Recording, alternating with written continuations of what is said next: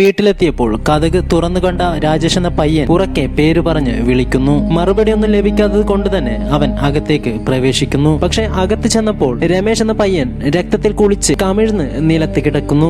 ഭയന്നുപോയ പയ്യൻ ഉറക്കെ അലമുറയിട്ടുകൊണ്ട് സ്വന്തം വീട്ടിലേക്ക് ഓടിപ്പോവുകയും തന്റെ അച്ഛനോട് കാര്യം പറയുകയും ചെയ്യുന്നു. അച്ഛനും ഓടി വന്ന് നോക്കുമ്പോൾ ആ പയ്യൻ മരണപ്പെട്ടിരിക്കുന്നു എന്ന് മനസ്സിലാക്കാൻ സാധിക്കുന്നു. ബഹളം കേട്ട് അയൽവാസികളെല്ലാം ഓടിക്കൂടുന്നു. പെട്ടെന്ന് തന്നെ പോലീസിനെ വിവരം അറിയിക്കുകയും പോലീസ് സ്ഥലത്തെത്തുകയും ചെയ്യുന്നു. സ്ഥലത്തെത്തിയ പോലീസ് ഉടനെ തന്നെ ആ പയ്യന്റെ മൃതദേഹം പോസ്റ്റ്മോർട്ടത്തിന് അയക്കുന്നു. ശരിക്കും എന്താണ് ആ പയ്യന് സംഭവിച്ചത്? ആ പയ്യന്റെ അമ്മയും അച്ഛനും ആ സമയത്ത് എവിടെയായിരുന്നു? കൊൽക്കത്തയെ തന്നെ നടക്കിയ ഈ കേസിന്റെ ചുരുളഴിക്കാൻ പോലീസിന് ദിവസങ്ങൾ മാത്രമേ വേണ്ടി വന്നുള്ളൂ. വിശദമായി തന്നെ ആ കുട്ടിക്ക് എന്താണ് ആ ദിവസം സംഭവിച്ചത് എന്ന് നമുക്ക് തന്നെ നോക്കാം. എല്ലാവരും തന്നെ വീഡിയോക്ക് ലൈക്ക് ചെയ്യാൻ മറക്കരുത്. കൊൽക്കത്തയിലെ ആദർശ് നഗറിനടുത്തുള്ള കൊന്നഗർ എന്ന സ്ഥലത്ത് താമസിച്ചിരുന്ന ദമ്പതികളായിരുന്നു പങ്കജ് ശാന്ത ശർമ്മ എന്നീ രണ്ട് ദമ്പതികൾ. 2012 അവർക്ക് വിവാഹം കഴിഞ്ഞത്. 2015 അവർക്ക് ഒരു ആൺകുഞ്ഞും ജനിക്കുന്നു. കല്യാണം കഴിയുന്ന സമയത്ത് ഒരു പ്രൈവറ്റ് കമ്പനിയിൽ ജോലി ചെയ്യുകയായിരുന്നു പങ്കജ്. എല്ലാ ദിവസവും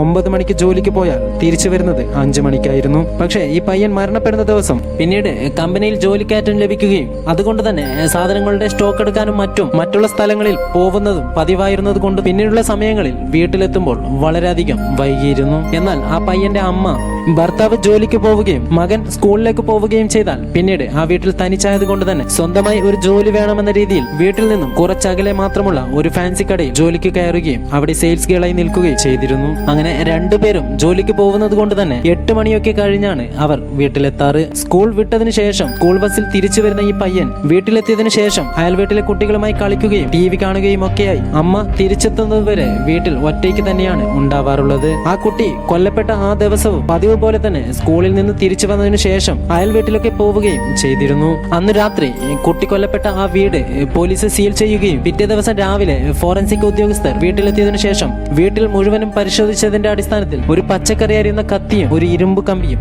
ലഭിച്ചിരുന്നു. ഇതൊക്കെ ഒരു വഴിക്ക് നടക്കെ പോസ്റ്റ്മോർട്ടം റിപ്പോർട്ടും പോലീസിന് ലഭിച്ചു. ആ കുട്ടിയുടെ 2 കൈ ഞരമ്പുകളും മുറിച്ചിരുന്നു. പിന്നീട് തലയിൽ ഒരുപാട് തവണ കത്തികൊണ്ട് കുത്തിയിരുന്നു. ഈ കുട്ടിയെ ഏത് വിധേനയും കൊല്ലണമെന്ന രീതിയിൽ ക്രൂരമായി തന്നെയാണ് കൊലപ്പെടുത്തിയിരിക്കുന്നത്.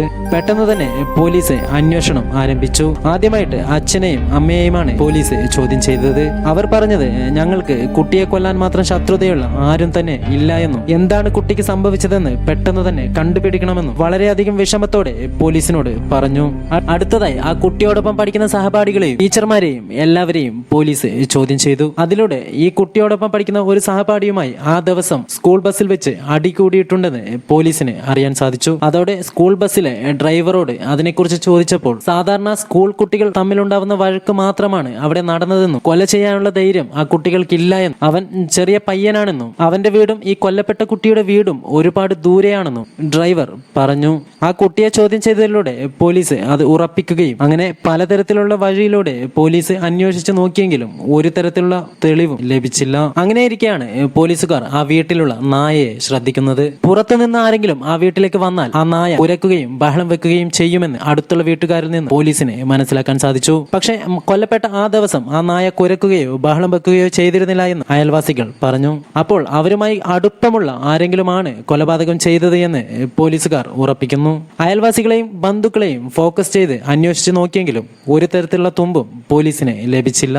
അങ്ങനെയിരിക്കെ ഈ കൊല്ലപ്പെട്ട കുട്ടിയുടെ അച്ഛനിലും അമ്മയിലും പോലീസിന് സംശയമുണ്ടാവുകയും അവരെ ഫോക്കസ് ചെയ്ത് അന്വേഷിക്കുകയും ചെയ്തു. അവരുടെ രണ്ടുപേരുടെയും മൊബൈൽ സിഗ്നൽ വെച്ചുള്ള അന്വേഷണത്തിൽ ഈ കുട്ടിയുടെ അമ്മയായ ശാന്ത എന്ന സ്ത്രീ ഉച്ചയ്ക്ക് വീട്ടിലേക്ക് ഭക്ഷണം കഴിക്കാൻ വന്നത് മുതൽ വൈകുന്നേരം 6:45 വരെ വീട്ടിന് ചുറ്റുമായിരുന്നു അവരുടെ മൊബൈൽ സിഗ്നൽ എന്ന് പോലീസിന് മനസ്സിലാക്കാൻ സാധിച്ചു. ഉടനെ തന്നെ അവർ ജോലിക്ക് നിന്ന ആ കടയിൽ പോയി അന്വേഷിച്ചപ്പോൾ ഉച്ചയ്ക്ക് ചോറ് കഴിക്കാൻ വേണ്ടി വീട്ടിൽ പോയ ആ സ്ത്രീ പിന്നീട് തിരിച്ചു വന്നത് 6:45 മനസ്സിലാക്കാൻ സാധിക്കുന്നു. പെട്ടെന്ന് തന്നെ ആ കുട്ടിയുടെ അമ്മയെ ചോദ്യം ചെയ്തതിലൂടെ ആ സമയത്തൊക്കെ ഞാൻ ജോലി ചെയ്യുകയായിരുന്നെന്ന് കള്ളം പറഞ്ഞതിലൂടെ പോലീസുകാർക്ക് അവരിലുണ്ടായിരുന്ന സംശയം വർദ്ധിക്കുകയും അവരെ അറസ്റ്റ് ചെയ്ത് ലോക്കപ്പിലാക്കി ചോദ്യം ചെയ്യാൻ ആരംഭിക്കുകയും ചെയ്തു. അതുമല്ലാതെ ആ ദിവസം അവർ സംസാരിച്ച കോൾ ലിസ്റ്റ് എടുത്തപ്പോൾ പർവിൻ എന്നൊരു സ്ത്രീയുമായി അതേ ടവർ ലൊക്കേഷനിൽ അവർ സംസാരിച്ചിട്ടുണ്ടെന്ന് മനസ്സിലാക്കുവാനും സാധിക്കുന്നു. ഉടനെ തന്നെ അവരെയും പോലീസ് അറസ്റ്റ് ചെയ്യുന്നു. പിന്നീട് പോലീസിന്റെ ഭാഷയിൽ തന്നെ അവരെ ചോദ്യം ചെയ്തപ്പോൾ എല്ലാ സത്യങ്ങളും തന്നെ അവർ തുറന്നു പറഞ്ഞു. പർവിൻ എന്ന സ്ത്രീ ഈ അമ്മയുടെ കൂട്ടുകാരിയാണെന്നും അവർ കല്യാണം കഴിഞ്ഞെങ്കിലും ഇപ്പോൾ ഡൈവേഴ്സ് ആണെന്നും അതുകൊണ്ട് തന്നെ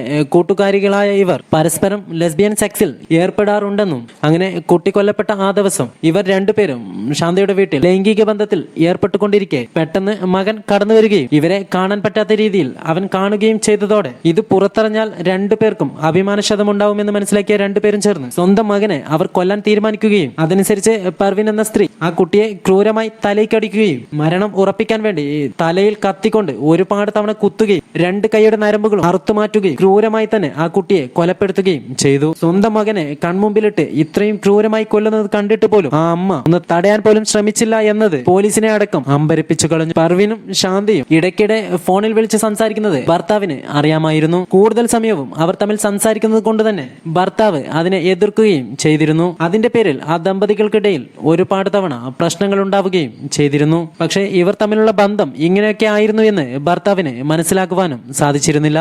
എന്തു തന്നെയായാലും ആ രണ്ട് സ്ത്രീകളും വിധിയും കാത്ത് ഇപ്പോഴും ജയിലിൽ തന്നെയാണ് ഉള്ളത്.